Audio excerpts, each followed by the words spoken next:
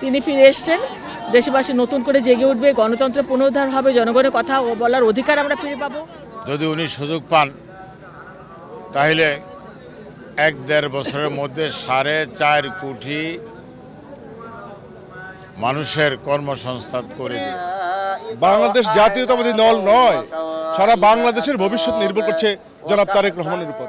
দেখেন, এই লক্ষ লক্ষ লোকের উপস্থিতি প্রমাণ করে যে জনগণ তাদের আস্থার স্থল কিন্তু খুঁজে পেয়েছে।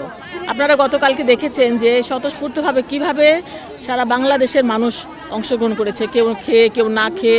আগের দিন থেকে এই শীতের রাতে শুধুমাত্র এক নজর ভারপ্রাপ্ত চেয়ারম্যান তারেক রহমানকে দেখবেন এবং এই যে 17টা বছর দীর্ঘ প্রতীক্ষার পর তিনি এসছেন, এটার প্রতীক্ষায় ছিল একদম মানে দেশবাসী।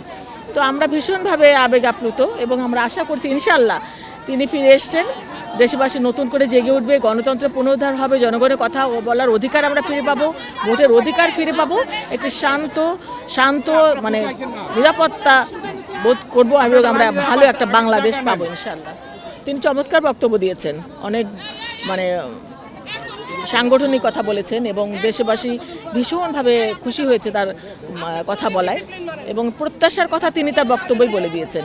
আমরা আশা করি যে আমাদের প্রত্যাশা অবশ্যই পূরণ হবে, শুধু আমাদের না, দেশবাসীর প্রত্যাশা পূরণ হবে এবং ভবিষ্যতে আপনারা সেটা প্রতিফলন দেখতে পাবেন ইনশাআল্লাহ। উনি যে ইচ্ছা পোষণ করছেন, এই ইচ্ছার সাথে আমরাও একমত, জাতীয়তাবাদী তাঁতি দল।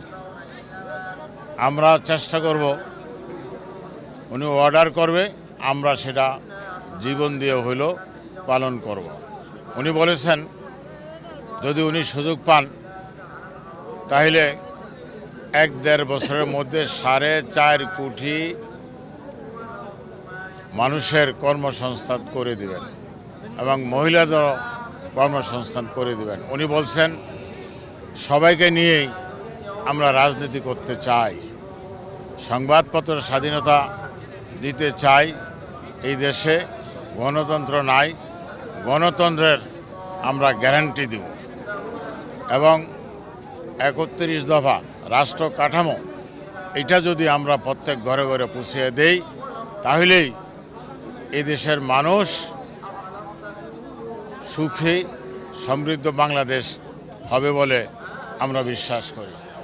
আমার বিশ্বাস আগামী 12ই ফেব্রুয়ারি একটি স্বচ্ছ গ্রহণযোগ্য নির্বাচনের মধ্য দিয়ে বিএনপি যদি সরকার গ্রহণ করতে পারে তাহলে আমাদের নেতা জনাব তারেক রহমান তিনি জাতির সামনে যে প্রস্তাবগুলো উপস্থাপন করেছেন রাষ্ট্র সংস্কারের ৩১ দফা, বিশেষ করে রাষ্ট্রের সেবা জনগণের দোরগোড়ায় কীভাবে পৌঁছে দেওয়া যায়, তিনি এই প্রস্তাবগুলো তিনি বাস্তবায়িত করবেন ইনশাআল্লাহ, আমরা আশা করছি।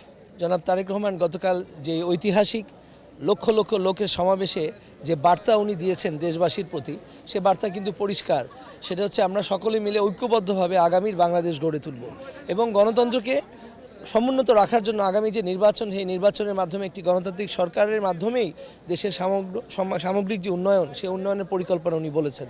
ওনার যে পরিকল্পনা, আপনারা আগামীতে বাংলাদেশ না শুধু আমরা দলের নেতাকর্মীরাও সেই পরিকল্পনা বাস্তবায়নের জন্যই কিন্তু কাজ করে যাব।